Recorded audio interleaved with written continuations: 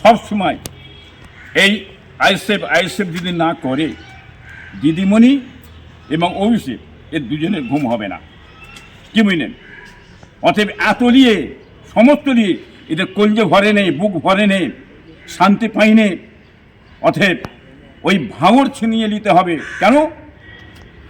একজন সংখ্যালঘু মুসলিম ওকে দাঁড়িয়েছে, ফুটপাড়া পীর সাহেবের ছেলে আইএসএফের নওশাদ, যেমন করে ভাঙড় ছিনিয়ে নিতে হবে, নিতে পারলে সব পেয়ে যাবে।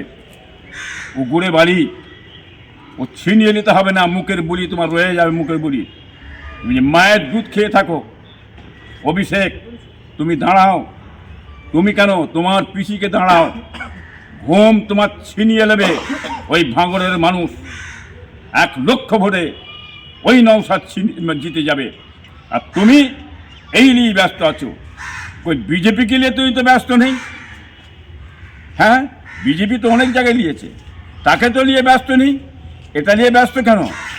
হ্যাঁ, তোমরা কি জিনিস এই বাংলার মানুষ জানে। তোমরা কত বড় কমলার মনোভাব, সম্প্রদায়ী মনোভাব এই বাংলার মানুষ জানে। জাতি ধর্ম বর্ণ নির্বিশেষে হিন্দু মুসলমান জানে। হ্যাঁ, তার জবাব কিন্তু আগামীতে এই বাংলার মানুষ ইলেকশনে দিয়ে দেবে। তার জন্য অভিষেক তুমি তৈরি থেকো। হ্যাঁ, ও গুড়ে বাড়ি, তুমি দাঁড়াও ভাঙড়ে।